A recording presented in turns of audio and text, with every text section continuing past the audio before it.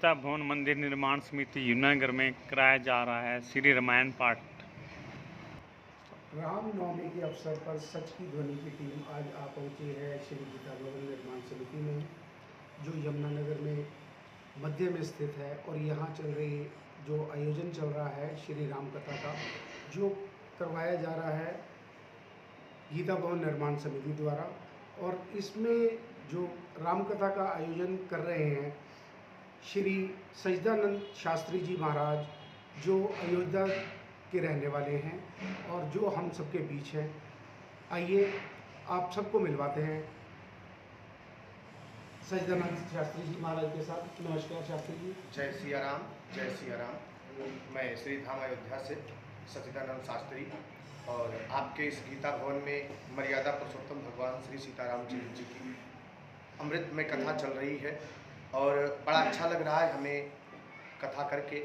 यमुनानगर में मैंने भी 4-5 कथाएं की है, और आपके यहाँ भी। महाराज जी, यमुनानगर में आपने कहाँ कथाएं की हैं? मैंने आज़ाद नगर में कथा की है, और कैंप में कथा की है मैंने, कृष्णा नगर परशुराम मंदिर में कथा की है। आपके यहाँ कथा विराम होने के बाद में 21 तारीख से मेरी कथा पटेल नगर में प्रारंभ होगी, वो भी राम कथा होगी, और राम जी का प्रचार प्रसार चल रहा है। और बड़ा अच्छा लग रहा है हमें यमुनानगर के श्रद्धालुओं को। इस धार्मिक आयोजन में जो प्रतिदिन आप राम कथा करते हैं, उसमें प्रतिदिन जो इसके करवाने वाले हैं वो अलग अलग रहते हैं? हाँ, अलग अलग रहते हैं। यजमान जो हाँ, अलग अलग आज के यजमान कौन है? आज के यजमान हमारे श्री सुरेश गर्ग जी हैं। हाँ, सुरेश गर्ग जी हैं आज के हमारे जो यजमान हैं। जी, आइए मिलवाते हैं श्री सुरेश गर्ग जी से। नमस्कार सर। नमस्कार। नमस्कार जी। आज आपको मुख्य यजमान बनाया गया है श्री राम कथा में।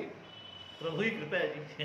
जी, ये तो आशीर्वाद है प्रभु जी का। भगवान राम जो है आप पर अपार कृपा बनाए रखे। आज वैसे भी रामनवमी का अवसर है और बहुत ही शुभ दिन है। कुछ विशेष आप इस बारे में बोलना चाहेंगे? चलो, धर्म का कार्य है, बड़ा अच्छा कार्य है, लोगों का कल्याण होता है। कथा सुनेंगे, लोगों का भला होएगा, जी जी, सद्बुद्धि मिलेगी। जी, आइए स्वामी से मिलिए। जी स्वामी जी, ये बताइए कि आप आज का प्रसंग जो है आज किस चीज़ पर निर्भर है? आज राम विवाह होगा जी। हाँ, आज राम विवाह की कथा सुनाई जाएगी। परसों हम लोगों ने बड़े धूमधाम के साथ आपके इस गीता भवन में राम जन्म महोत्सव मनाया था। जी। कल नामकरण की कथा हुई थी। भगवान ने युवाओं को, मतलब रामचरित कथा ही है जो हमें जीवन जीना सिखाती है। एक एक पल में हमें जीवन जीने का ढंग बताती है राम कथा। तो जैसे जैसे हम राम कथा में आकर्षित होंगे, आज हम लोग राम विवाह की कथा श्रवण करेंगे। और पावन नवमी के अवसर पर तो हमारे श्रद्धालु भी बहुत जनसंख्या में आते हैं। सभी लोगों को बहुत बहुत धन्यवाद दूंगा। हमारी जो मंदिर की कमेटी है, इन लोगों का भी तन मन धन से हमारे साथ पूरा सहयोग है। तो मंदिर की कमेटी को भी मैं बहुत बहुत धन्यवाद दूंगा। हमारी कमेटी के जो प्रधान जी हैं, वो भी पहले दिन उपस्थित होकर उन्होंने मंच का श्री गणेश किया अपने हाथों से पूजन करके, और प्रतिदिन कथा में आके बताइए कथाकार का भी मनोबल बढ़ाते हैं। और बहुत बहुत सभी लोगों को धन्यवाद। और इसके अलावा महाराज जी ये बताइए कि आज हर व्यक्ति राम के जैसा बनना चाहता है, मगर राम के पचिलों पर नहीं चल पाता। इसके बारे में क्या कहें? इसके बारे में क्या है कि हम लोग जो कथा सुनते हैं, कथा सुनने के बाद में देखिए, कथा सुनना जो है वो दूसरी भक्ति है। प्रथम भगति संतन कर संगा, और दूसर रति मम कथा प्रसंगा। दूसरी भक्ति भगवान की एक कथा सुन के, लेकिन रति होके कथा सुने। हम लोग भगवान के पद चिन्हों पर इसलिए नहीं चल पाते हैं क्योंकि कथा सुनने के बाद में उस पर हम चिंतन मनन नहीं करते हैं। हम इस कान से कथा सुने और इस कान से निकाल दिए, इसीलिए हम भगवान के पद चिन्हों पर नहीं चल पाते हैं। हम रामचरितमानस का पाठ करें या राम कथा सुने तो उस पर हम चिंतन मनन करें, हम चलने की कोशिश करें, तभी चल पाएंगे। इस कान से सुन के इस कान से निकाल देने से हम भगवान के पद चिन्हों पर नहीं चल सकते। भगवान राम भगवान होने के बाद भी भगवान राम ने इतने कष्ट क्यों पाए, इस बारे में कुछ बताएंगे? इसलिए क्योंकि भगवान ने हमें शिक्षा दी।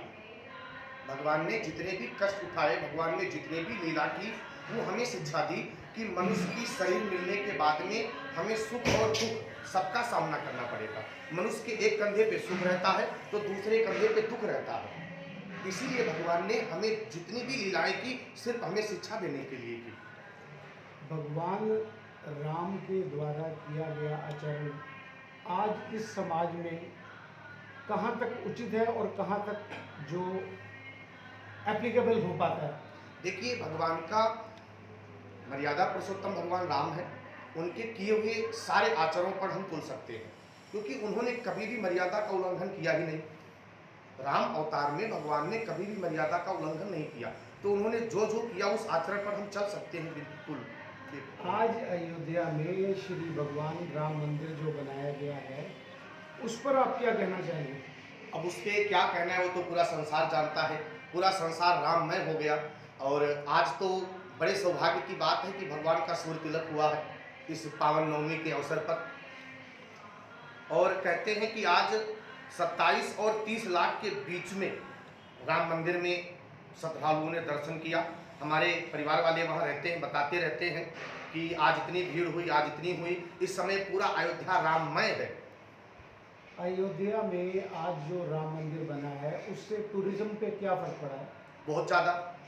पहले मैं अयोध्या में रहता था, तो आज के कुछ दिन पहले अयोध्या में लोग आने से डरते थे, भीड़ भी कम आती थी, सिर्फ क्षेत्रीय भीड़ होती थी आज के अवसर पर, रामनवमी पर।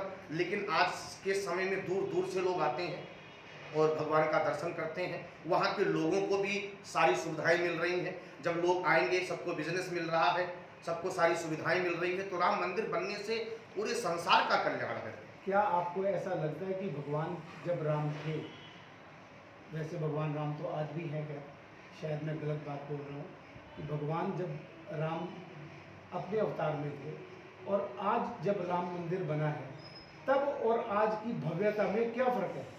देखिए, जब भगवान अपने अवतार में थे तो भाई वो लीला कर रहे थे, लेकिन अब जो है भव्यता वही है, क्योंकि पिछले कुछ दिनों में हमारे पूरे भारतवासियों ने ही दिखा दिया है कि आज भी पूरा संसार राममय है। क्योंकि आप लोगों ने भी देखा होगा कि जिस दिन प्राण प्रतिष्ठा भगवान की हुई है, कोई ऐसा शहर नहीं, कोई ऐसी गली नहीं है जो पूरा राममय ना हो। हर जगह तो आज भी वही हम लोग अनुभूति, देखिए अपने ऊपर है, हम लोग आज भी अनुभूति करते हैं कि हमारे राम जी राजा बनके और अयोध्या में विराजमान हुए हैं।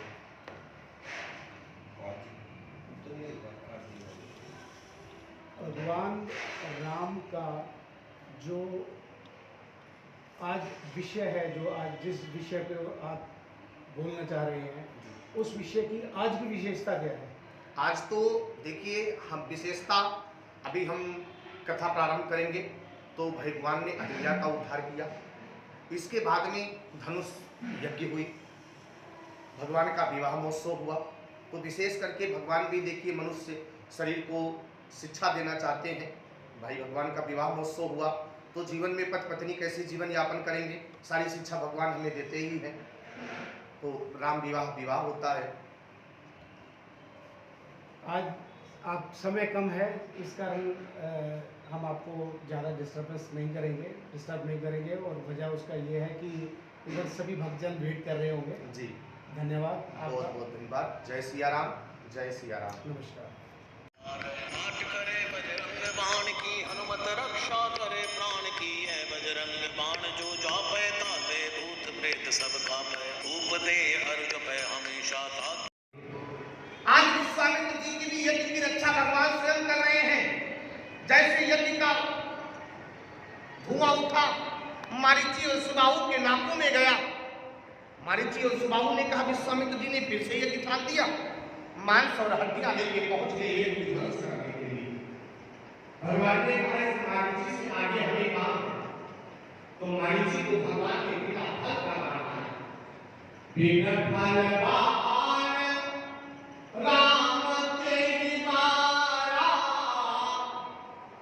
और सत भोजन का सागर पारा। बिना फल के बाद भगवान ने मारीची को मारा और मारीची समुद्र के उस पार जाके गिरा और सुबाहु का वहीं पर अंत कर दिया। लक्ष्मण जी ने मारीची और सुबाहु की सेना को विध्वंस किया। देखिए, मारीची और सुबाहु आदमी है।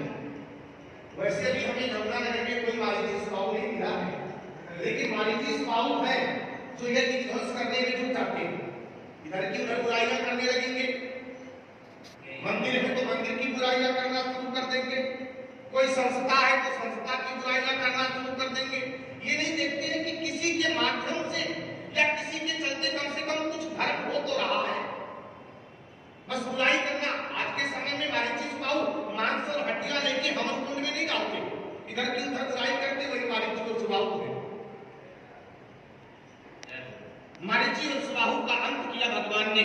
विश्वामित्र जी की यज्ञ पूरी हुई।